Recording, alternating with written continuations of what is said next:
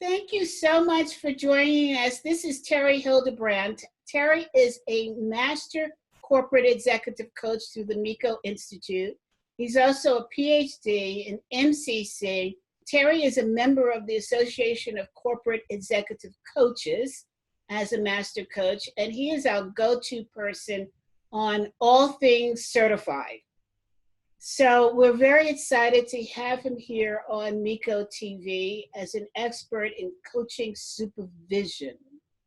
And this is a term that has been bantered around the executive coaching space and certainly has not received a lot of good press amongst the master corporate executive coaches. And a lot of it has to do with not understanding what it is. So Terry is here to sort of set the record straight and fill us in on the hows, whys, whatnots, whens of supervision coaching. So Terry, welcome. Thank you, CB. Let's just start with the basic definition. What is coaching supervision? Absolutely. So one of the commonly used definitions of coaching supervision is the interaction that occurs when a coach brings their coaching work experiences to a supervisor in order to be supported and to engage in reflective dialogue and collaborative learning. And it's for the development and benefit of not only the coach, but also their clients and their organizations. So I'm going to break that down just a little bit. So the key words here are a coach, right? So it's about a coach bringing their particular case studies, their client work, what's going on for them in their coaching practice to someone who's been trained as a supervisor. And then what happens in there is reflective dialogue and collaborative learning. So both of those are pretty important. It's a partnership, right? Really of equals, although the supervisor has some specialty training that enables them to be effective as a supervisor, which we'll talk more about that later. But nonetheless, they are in a peer relationship. So for example, CB, let's say you were dealing with a tough client case and it's pulling your hair out and you're like, well, I don't know what to do here, or this client's driving me crazy. You could come to me as a supervisor and we could talk about it. We could have a really honest, safe space to be completely transparent about what's going on for you, what's going on for the client, what's happening in the larger system, maybe even what's going on in the, with other people that are stakeholders, any element of the system we can talk about. And then we might discuss new strategies, new insights on why this might be tough for you. So it might be insights about yourself. It also might be insights about what's going on with the client and perhaps even new interventions. Hey, maybe you could try this. Let's go out and see if this different approach might be better. And then you feel supported, right? So primarily it's about getting support for coaches. Coaches frequently work independently. So it's really tough sometimes to have a trusted colleague, an other that you can go to that you really believe is a master coach, someone that is going to really hold space for you to have that dialogue, to reflect on not only your work, but the larger system. And the ultimate benefit is for not only you, but also for the client. I think that part of the issue is the perception of the word supervisor in the United States, particularly. Correct me if I'm wrong, but up until now, a supervisor is considered somebody that's above you in a blue-collar job that Right. tells you, do this, do that, you can't do this and you can't do that, almost as though you can't think for yourself. It has to follow a specific set of rules and criteria. So how do you get beyond that belief system with regard to the word supervisor? So I think you nailed you really hit the nail on the head here, CB, and it's one of the challenges, I think, with the word supervision. And it's a little unfortunate that the word supervision is being used in this case. So there's two types or models of supervision that currently exist. The first model is what we would call the expert or apprentice model. and is what you just described, you know, like you're on an assembly line and you have somebody who's overseeing your work and, you know, essentially telling you how to do your job, right? In an apprentice type model. And that's a traditional supervisor, right? And the basic assumption of that is that the supervisor is the expert and the supervisee is the apprentice. So that's kind of way it's been for, you know, probably thousands of years. That's not what we're talking about here. We actually have a second model, which is called the process model. And the process model has been around for about 20 years, so it's not new, but it started in the world of really the helping professions like sociology and psychology, as well as, you know, some other fields. And the intention with a process model is that the supervisee can actually reflect on their work, and that they can generate their own solutions. And of course, the supervisor, in this case, is holding a reflective space for them. So it allows them a safe place to talk about these issues, not necessarily to get expert advice, although they might ask for that on occasion. But this is more like trying to figure it out, like what the heck's going on here? And I need someone to talk this through. So, you know, if you think about 21st century leadership, we're beginning to see even traditional managers taking more of a process model to leading other people. So, you know, it's not that brand new of an idea. And I think you hear a lot about empowerment. You hear a lot about coaching and being a coach-like leader or a facilitative leader. You've probably heard those terms bannered around in the last 20 years. That's part of what we're talking about here, but in the world of coaching. And obviously, coaches generally don't have bosses unless you're an internal coach, right? And, you know, most of us in the ACEC are independent coaches, and we don't really have a boss, right? We don't have anybody to banter ideas around with. So when we're talking about having a quote-unquote coaching supervisor, what we're really saying is we want to go to a peer, you know, that is going to be able to give us you know, a space to talk about what's going on in our practice and what's happening for us personally in light of our clients. So I would say this is a big challenge, right? Because we're re-educating the world on what the word coaching supervision means, and it's not anything to do with the old hierarchical model of apprenticeship. This is a completely new thing where it's more of a process model. So why even, I mean, this may be off subject, but why even select the word since the word is problematic? It's almost like, you know, you've got to start from ground zero and even beyond that, erase the old imagery around it and then recreate something new. Why not just come up with a Haagen-Dazs kind of word? You know, and some people have proposed that. I've even proposed that myself. And so far, all of the ideas that we've bannered around, and you and I have even bannered around ideas for this, right? Like, you know, maybe a confidant, or maybe someone who might be you know, a peer advisor or something along those lines. And so far, there's two reasons why coaching supervision is stuck. One is it already has been well established in Europe, and there's, you know, bodies that have the name in it. And in the world that it originated from, in the world of psychology, it was also very established as a process and a role. And they knew it wasn't about the expert / apprentice model. It was really about the process model. So they already are, you know, way down the road, right? You know, they're already so far down the road that those folks don't want to like introduce a new term. So it's partly the problem is that you know, the U.S. is a little late to the game, and Europe has already established some standards that we're building on. And not saying that we can't use other terms, and I've you know, advocated for that, but it feels like the people that are really driving the movement are comfortable with coaching supervision, and they often will compare it to where coaching was 20 years ago. You know, when the word coach first came out, everyone said, what, do you do sports coaching? Do you know what I mean? So there was an immediate association with, you know, kind of your high school coach or a professional sports coach. And we had to say, no, it's not sports coaching, right? I don't coach football. I don't coach baseball. I'm an executive coach, or I coach leaders. And we had to explain to people what that meant. So we're kind of in the same space here. You know, when we hear coaching supervision, we have to re-educate people to say, no, it's not the old supervisor you had when you were a kid working, you know, at, you know, a fast food joint. That's not what we're talking about, right? We're talking about something more like what they do in psychology, where you have a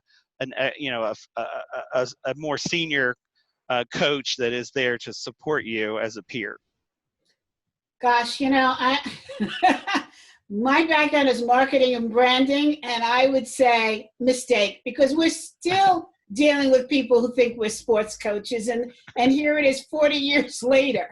But no, you know, I agree with you. powers that be can be as stubborn as they are creative. Let's say that. Yeah. Actually, I was on a talk once with one of the founders of Coaching Supervision, and that wasn't long ago, last year. And he said, well, I'll offer a case of champagne to anyone who can come up with a better name. Confidant, where's my champagne?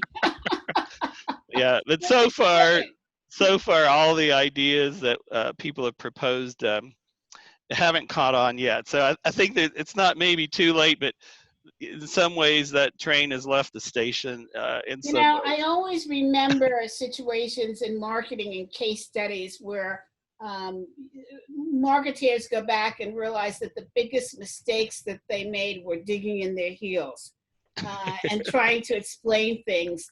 Yes, certainly today we've become a lot more flexible in brand names because of technology and all the new terms that are coming up, and whoever, Yahoo, I mean, what did that mean? Right. So exactly. We've gotten a lot more creative, a lot more flexible. It is definitely a challenge, one probably which we can't solve today. Right. But I would like to put in my 2 cents. No. Yeah, I appreciate your perspective, and I've shared it for a long time and kind of lost that battle so far. Yeah, well, okay. Well, Terry and you and I will come up with something, and it'll hit and it'll go viral, as the kids say. Maybe, right? Let's put that energy out there. That's a exactly. Maybe we should even have a competition, right, amongst our TV watchers here. Not a bad idea. Yeah. Speaking of which, YouTube. Whoever heard of that, right? Google. I mean, really? Exactly. This is the age of made-up names that catch on and go viral. So, Terry, you mentioned the opportunity in coaching supervision to be able to banter ideas around with a colleague. What's the difference between that and having a mentor, or just a peer, or just picking up the phone and saying to somebody, as you might, or I might, somebody at your level in the Association of Corporate Executive Coaches, and saying, I have an interesting case. I would like to, which I hate this expression, pick your brain. But how would you go about resolving it? What tools would you use? What methodology would you use? What am I missing here? Yeah, absolutely. So I actually have a good little graphic that I'd like to show briefly that I think demonstrates some of these key differences. So this Venn diagram shows some of the distinctions between coaching and mentor coaching and coaching supervision. And this is really the purpose. So when we think of coaching, and certainly a lot of people as coaches have their own coaches, right? The coach's coach. Mm-hmm. And the main primary focus of the coach's coach is to help the coachee achieve goals, create results, facilitate mindset changes. And mentor coaching is more about developing the core competencies, the skills you need as a coach, where coaching supervision is a little bit broader than that and offers an opportunity for what we would say continual professional development and really capacity building. So when we think about competency is the ability to effectively use a skill, where capacity is a little bit more about who you are, right? Your maturity as a coach or as a leader. So we're really thinking of coaching supervision being something a little bit deeper, and the process also is different. So when we do typical coaching, we're setting goals, we're designing actions to meet those goals, we're managing progress and accountability. So all those things you probably recognize as a typical coaching session. Mentor coaching is more often, and there's some disagreement on this, but the more standard approach is reviewing a recorded coaching session, and that would be what the mentor would do, is listening to those recorded sessions from the mentee, or the coach that has had those sessions, and then providing some skills feedback to the coach, and that can be verbal or even in written form sometimes. Where coaching supervision is more reflection. So you're not really necessarily coming in with a goal. You're not really coming in with, hey, help me with my skills. You're really reflecting on a client case study. So that is what makes coaching supervision unique. I'm not, let's say if you were supervising me, CB, I might say, hey, this is something that happened with this client, and I want to figure this out. You probably wouldn't do that with a coach, right? A coach would be like, well, what are your goals? What are you trying to achieve? You know what I mean? It would be a different process, where with a supervisor, we're like, well, how did you feel about that? What was going on in your mind when that occurred? And what do you think is going on with the client in that situation and the client's larger system? So one other quick thing, obviously there's an overlap here. You can see that it is a Venn diagram. And I just want to share that the things that are in common with all three of these models are that it is client-centered and it's confidential. There's lots of listening and questions and learning that occurs in all of these, but the focus is very different when you're doing coaching supervision. I guess I'm a little concerned, or I guess it could be from lack of knowledge.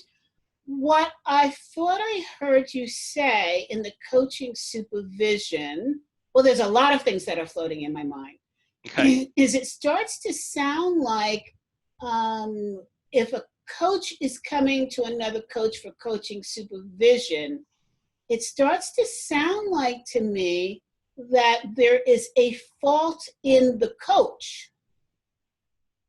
Because if you're saying what's going on for you, does it not imply that there's a fault in the coach or in the coaching process that they're using? Well, so the intention is not to necessarily find fault, but to explore the different processes that are being used, to explore kind of your own state of mind. And on occasion, we'll look for psychodynamic principles. Let's say, for example, one of your clients reminds you of your father, right? Yeah, I have no comment on that one. And by the way, this has happened to me personally. I had a client that I didn't quite realize it at first, but after I went and brought this particular situation to I have a supervisor as well. Actually, I have two of them for different purposes. But I brought it to my supervisor, and we were talking about this one client that was driving me a little crazy and very assertive and demanding, and wasn't listening to. I did a 360 for him, and he didn't want to receive any of the feedback, very defensive. And I quickly was frustrated by this person. And, I wasn't sure what to do, so I took the situation to my own supervisor. And, one of the questions she asked me, she says, does this person remind you of anyone in your life? And I said, yeah, my father.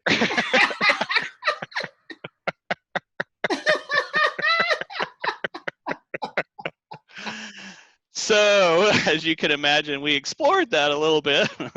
And, I began to then say, well, what have I done with my father that has enabled that relationship to work? And it was around setting some boundaries and not necessarily fighting with him anymore, but more, aligning with our shared interests. So I began to do that more with the client, and it completely turned the relationship around. Interesting. But it was some very deep old patterns, right, that were even unconscious to me. I didn't even know that I was doing this. right? Because it's, in childhood, we kind of get ingrained in these old patterns and we don't even know they're happening sometimes. So that's one of the things, not the only thing by any means, but one thing that can come up in a coaching supervision session is what is going on here that you may not be aware of, right? It's like helping you see blind spots. Well, then that leads me to another question. Is that not a dangerous road for somebody who doesn't have any psychology training, any psychotherapy? Can that lead to a dangerous road? So one of the main differences between therapy and supervision is that therapists would go maybe more deeply into that relationship with your dad, right, and explore that. That's not what we did in this case. It was more like recognizing the pattern and then moving it quickly to the current situation. I All right, see. well, so how does that show up right now with you and this client? And what do you want to do differently now, as opposed to like unpacking all of that family drama, which would really be more therapy, right?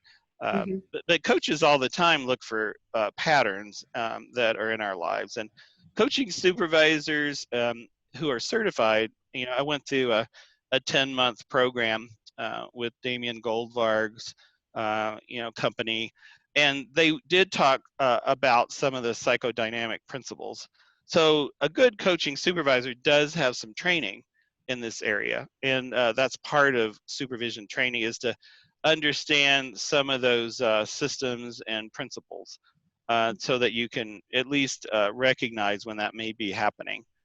So that is helpful, I think, to get that training. So that's one of the, going back to your earlier question, what's the difference between just going to another coach? Well, a coaching supervisor is going to be more attuned to those kind of things than maybe just a regular coach would, because they haven't necessarily been trained in those things. Unless you have maybe previously a psychology background. But anyone who goes through a solid coaching supervision program is going to get a flavor of that. Can we go back to the previous slide? I want to just talk a little bit more about the mentor coaching. Right. So again, terminology seeming a little bit problematic. We focus in the Association of Corporate Executive Coaches. All of our members have business exposure in their backgrounds, in addition to coaching, and many have counseling or consulting. We don't dictate what's in the portfolio, the business portfolio of our members, because we feel that they know their clients better than we do, and they know what they need. Right, absolutely.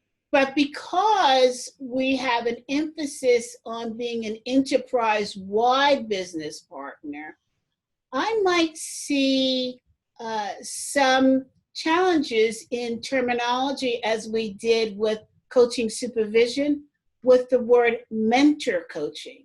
Because here we're saying you're reviewing a recording of coaching sessions and providing skills feedback to the coach. Mentoring in the business world is a whole different thing. Absolutely. So how do you get beyond the differences there if you're working in a business environment, or doesn't it matter? Well, so in my opinion, this mentor coaching circle probably is not as relevant for ACEC, right? I wouldn't expect us to create a mentor coaching program because we're not focused on basic coaching skills. There are other schools, there are other organizations that really focus in that area. And by the time you are a master coach, those things have been already developed, right? Yes. So when we're looking at ACEC and MECO, specifically, we're focusing on building on this foundation. Now, I would say if someone doesn't have any coaching skills, they've never coached in their life, and they really feel like they would need to brush up on that area, I might suggest they have a mentor coach, but it's probably not going to be that relevant for MCECs. So what would be the stages? Would you go through coaching and then mentor coaching, or mentor coaching then coaching? and then coaching supervision. If you were going to lay this out in terms of steps. So if you're brand new to coaching, like not a master coach, right, but someone that is not really even close to being ready, right? So let's say someone a younger individual that may be coming right out of their undergraduate program, let's say, or a very new leader that is maybe a supervisor, for example. So not meaning coaching supervisor. No, like someone who's maybe a first-time manager. Let's use that. Good catch there, right? So I would say they should first go get coaching themselves. Let's experience coaching. Let's understand what that's like for you to see if you like it, right? And then if you decide at that point as that leader or that person who's interested in this space, you might then explore a deeper level of development, which might include not only getting business skills like going to an MBA or some kind of program like ACEC's programs, or going to the MECO conference, where you're beginning to learn some new skills. And in parallel, I see these in parallel, you might hire a mentor coach to help you learn the ins and outs or the basics of coaching. Right. Good. But yes. It's less likely that an MCEC would want that, though, right? Right.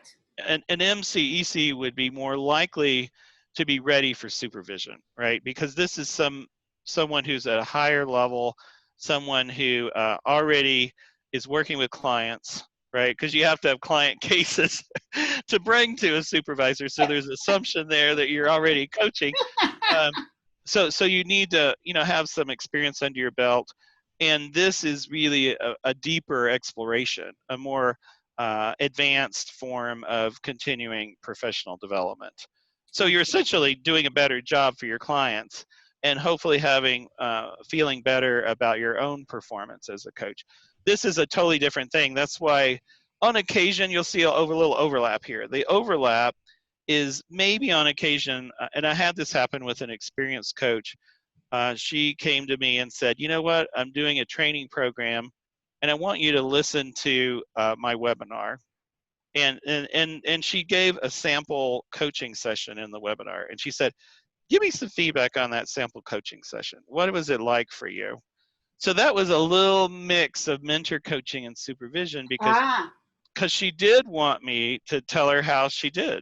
Right? Was I asking good questions? Was I listening appropriately? Was I engaging and holding space for that client? Those are coaching skills, right? Which we all do. Everyone does that, whether, in any space. And she also wanted a little supervision to say, how do you think that came off to the audience? How do you think that set with the clients I was going after in giving that webinar? So that's the larger system, right? Which is what supervision tends to explore, and how she was feeling about it as well. Her own performance in that moment. Creating a safe space for her to explore her own feelings around that webinar. So it was a mix, right, of supervision and a little bit of mentor coaching, because I was listening to the recording. Now, she was a very experienced coach. She wasn't looking to be, looking to develop her skills as a coach, but she was looking for feedback on that specific situation. Sure. So that's a good example, right, of how these sometimes interact a little bit, but most of the time they're pretty distinct and have different purposes and different processes. So in the Association of Corporate Executive Coaches, aka ACEC, we have had mentor coaching programs whereby master level coaches come and bring case studies to discuss in confidence amongst a smaller group of master level coaches. Right. To get feedback and to hear about different tools that may have been used. How would that be different from coaching supervision? Yep. So in this nomenclature, right, that would be called group supervision, right? I see. And maybe one small difference would be I think that was a peer-led process. Yes. So it was a form of group supervision without a certified supervisor leading it. So it would be, I would say, I would put that in the category of group supervision. But to make it even better, if you had a facilitator who was trained in some of those deeper processes that I was mentioning before, it probably would have taken it to the next level. I So see. I'm sure it was great, because anytime you get peers together and you can reflect on your work, that's supervision, right? But you can take it to the next level if you have someone who's specifically trained as a group coaching supervisor. Yes, it was very powerful. As a matter of fact, we're putting that back into the benefits of being a member, because members said, as you mentioned earlier, it's difficult being in our field because we work under the cloak of confidentiality, Right. and we work independently. And so therefore, who can you go to discuss a particular case? Right. And how can you, in fact, look, I'll just say it, how can you learn more opportunities to support your client if you are working in silo and don't have a chance to discuss it with people who will Absolutely. appreciate confidentiality? And what you described is really the benefits of group supervision. You know, and those are the two main modes of supervision: is either a group where you have a number of coaches, they're doing exactly what you were describing, bringing their cases to the group, or you can then also have one-on-one, right? And the one-on-one would, obviously, you would be the primary focus, and then the trained supervisor is holding space for you. And it's not a reciprocal program. It's kind of a one-way program. Just like a coach and a client, it would be similar to that. So you'd have a supervisor and a supervisee. But both methods are powerful, and I've used both. I do like group supervision. I've led group supervision sessions, and people find it extremely empowering and very supportive. You know, and people have that sense of being able to run and really run ideas by their peers and get some input. I think it's a great experience for everyone involved. Terry, do you have to have permission from your client to bring up a case in this model, in the coaching supervision model? So in my contract, so this is part of contracting, which is also part of supervision, is really helping coaches have solid contracts, which I know is an important part of MCEC. It's an important part of ACEC to do that. So in all of my contracts that people sign, it'll say, I reserve the right to talk about cases anonymously, so I don't use their names, right? But anonymously with other colleagues for professional development. So I make that part of the contract that my clients sign. Now, of course, I don't reveal anything that is, unique enough to, help them for them to see who that particular person is, or I also most of the time try and hide who the company they work for or the organization they work for as well, right? So we maintain their anonymity, and then of course anybody who would be in that peer supervision program would all agree to confidentiality. Vegas rules, what stays here, what's said here stays here, right? Yes. So I think the same goes for a supervisor. They are also under confidentiality agreements. So it's the same principle that exists in psychology. As you know, there's a strong confidentiality approach in psychology, and supervisors under the same restrictions there. So they've adapted a lot of the best practices from that field into coaching supervision as well. It's interesting that you mentioned, and I know this is a sidebar in terms of contracting, psychology, and coaching. It's scary that very few people realize that the coaching field is not covered under the same legal protection as the field of psychology, as the medical field, as the legal field. we have no protection whatsoever. Yeah, if you get subpoenaed and have to be in front of a court, you will have to testify. And Absolutely. now I do in my contracts let people know that. I say, you know, I will maintain confidence except in cases where, you know, there are legal or safety or ethical issues.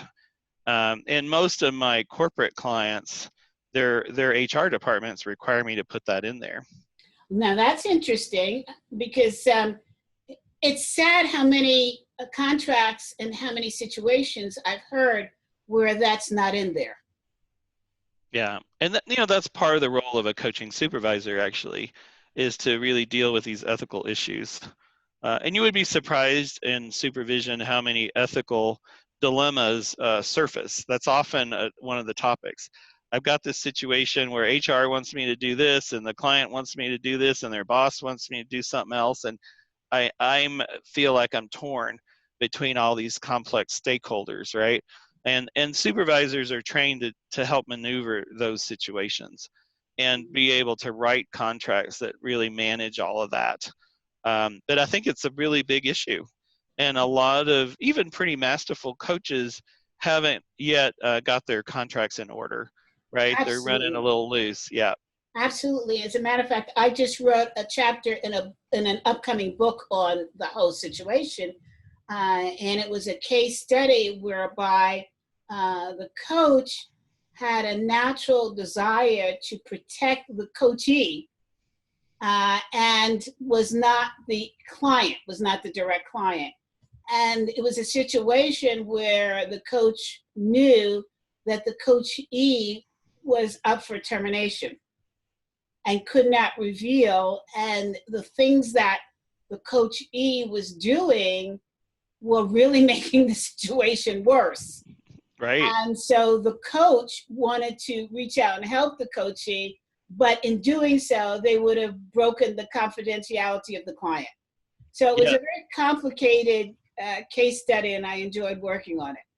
Yeah, that's not that uncommon. I've heard that similar stories before, and so, you know, having somebody to sort all that through, you know, when we're in the middle of it as a coach, sometimes we can get very emotionally stressed out about it, right? So that's where also having either peer or group supervision or a professional supervisor to support you can be wonderful, right? Help you sort through all that. You know, and Yeah. the supervisor ain't going to tell you what to do, just like a coach doesn't dictate, you know, what you should do, but it will give you options, right? And you can explore various you know, options that you haven't really thought of before. So it's another, you know, someone else that you can lean on and brainstorm with in those situations. And Well, I think one of the things that struck us what you said before, because it really went back to what was going on for the coach. that's right. You know, that they were not able to separate out the contract, the client, and the coachee. Right. Yeah. And I think this is also a great example of looking at the whole system. You know, one of the core tools of coaching supervision is it's what's called the seven-eyed model. I'm just kind of curious, is that something you've heard of before or Say it familiar with? again. It's called the seven-eyed model, and I was going to show it here on the screen just Okay. for a second. And it comes from a guy named Peter Hawkins originally, and the idea behind it is that when we're looking at these various eyes, we're looking at this supervision system, which is what's going on between the supervisor and the coach. We're looking at the coaching system, which is the client or coachee and the coach. And then we're looking at the overall context, which might include HR, might include their boss, might include procurement, right? There's a lot of other groups that might be involved in. And each of these become areas for exploration in this seven-eyed model, where you look at the client, you look at, you know, what's going on in terms of interventions with the coach. You're looking at the relationship between the coach and the client. You're looking at the relationship or what's happening in the mind of the supervisee or the coach is the same name, or you're looking at what's happening in real time in that meeting between the supervisor and supervisee. And this is kind of interesting because sometimes you will, in a supervision session, the same dynamics that you see between the client and the supervisee show up between the supervisor and the supervisee. And we end up calling that a parallel process. So that's an interesting dynamic that uniquely happens in supervision, which is pretty exciting and But an Terry, interesting how thing. is that different from transference? So transference is part of that parallel process. And that's one of the things that comes up a lot in supervision is transference. But transference can happen in many different ways. It might be the supervisee or the coach is transferring their own stuff to the client. The client might be transferring their stuff to the coach, and you can see the supervisee might be transferring their stuff to the supervisor, or the supervisor might be transferring their stuff to the supervisee, right? So all these dynamics are happening at the same time, and one of the things that supervisors are trained on is to really look for those dynamics, right? Sure. So this goes back to the psychodynamic principles that often show up in the training that supervisors get. So all of these are really interesting, right? Lastly, you can look at the context that might be going on in the larger system. So all of these are powerful avenues of exploration and really reflection that can happen in a supervision session. So Terry, how do you get master level coaches that have been coaching in the C-suite for Fortune 500 companies to listen to the benefits of coaching supervision? I mean, these are people who have been doing this not for 5 years, not for 10, but we're looking at 20 years of walking into the leaders of Fortune 500 companies, those coaches who are coaching those leaders and saying to them, you need to be supervised. How is that ringing through? Yeah, so the name is probably the biggest hurdle, right? Going back to our discussion earlier. So what I would probably say, hey, have you ever run into a difficult client, maybe one of your C-suite clients that are driving you crazy, and you wish you had someone you could talk to about it? Well, that's what this is about, right? We create a safe space for you to do that. I don't have yet to encounter any coach, no matter how experienced they are, that doesn't say yes to that question. Yes, I would love to have an experienced coach at my level that I trust, that I can go talk to, right? And even better, a supervisor is trained specifically in a deeper way to look at beyond just what another coach might, right? We're finely tuned to listen for those psychodynamic issues that we talked about, the transference, the countertransference, what might be going on in terms of parallel process or sticky contract situations or ethical dilemmas, or maybe stuff that is showing up that you aren't aware of, unconscious biases. All of those are things that supervisors are very attuned to, which another coach would likely be not at that level, but more at the intervention level. Do you know what I mean? To say, well, this is what I would do if I was you. A supervisor typically wouldn't say that. A supervisor would be more about, well, what's going on for you? What do you think's happening with the client there? So it's a much deeper inquiry as opposed to just kind of a bantering around ideas. Now, I'm not saying there aren't some great coaches out there that are probably supervising. They probably are, and probably should go get trained as a supervisor and be supervising coaches. So that's probably true, right? And I encourage really senior coaches to consider becoming a supervisor, because there needs to be more people that can play this role for really experienced coaches, probably for them more than others, right? Because where else can they go get support? They're not going to go to a basic training. In most of the conferences, not MECO, by the way, but most other conferences tend to be focused on the basics, right? They're not really looking at these highly advanced situations where a supervisor can really fine tune and go right to the heart of the matter for that specific MCEC coach. And so, when I went through my own supervision training, I was blown away with how much better my coaching became, even though I've been coaching now for 21 years, right? I'm an MCEC coach myself and have seen the value of it. Because we all have clients that drive us crazy, or situations that, seem to stump us, no matter how long we've been coaching. But Terry, it sounds like now your training as a supervisor was, you said 10 weeks? 10 months. 10 months. Okay, so 10 months, and how many hours per day? So I think the total was 150 continuing coach credit hours. And it was a multi-phase program where there was classroom, there was a total of 50 hours of face-to-face classroom training. And then there was video webinars that went on for multiple months after that. And then we also had triads. And a triad was, where we would supervise each other, and we would have an observer that would give us feedback. There were also, I believe, 5 books that we had to read. So it was almost like going and getting a whole nother credential, learning like a mini MBA, if you will, or what you might consider the depth that you would have to go to get a serious coach training program from one of the coaching schools. So it's, pretty intense.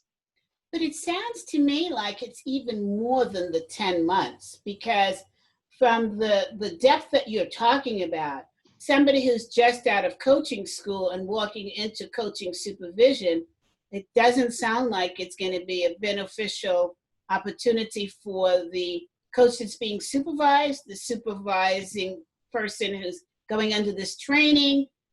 It sounds like you've got to have some skin in the game before you even think about going through a program like this. Yeah, to be a supervisor, they recommend at least 500 hours of professional coaching. Like you've been coaching probably for several years. You wouldn't want to go straight out of coach school and becoming a supervisor. You just wouldn't be qualified. Absolutely. That's, and I want to be very clear to people who are watching this channel that it takes more than just 10 months of training. No, you're exactly right. You have to have years of experience yourself as a coach.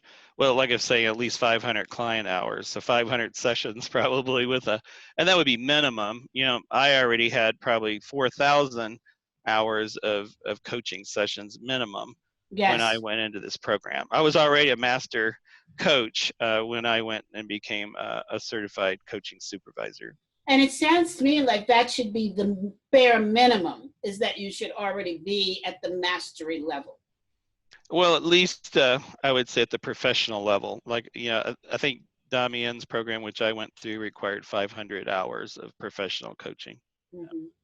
Well, in order to get the Master Corporate Executive Coach, the MCEC, we don't look at coach hours, we look at results from your clients. So, right. I would say that you would have had some very specific business results for a specific period of time, not coach hours, but I'm talking about years, in order to be beneficial to somebody who's going to come to you as their supervisor, especially if that somebody is already at the mastery level. Yeah, I would agree. So if I was looking for a supervisor, which obviously I did, I hired a supervisor that was not only trained as a supervisor, but also a really great coach. So I agree with what you're saying. If you're a master level coach, you probably want to hire someone who's also a master level coach and a trained supervisor at the same time. I would agree with that. Good. Terry, it has been wonderful interviewing you about this whole notion of coach supervision. Thank you so much for sharing your thoughts and your wisdom with us. Thank you, CB. It's been a pleasure.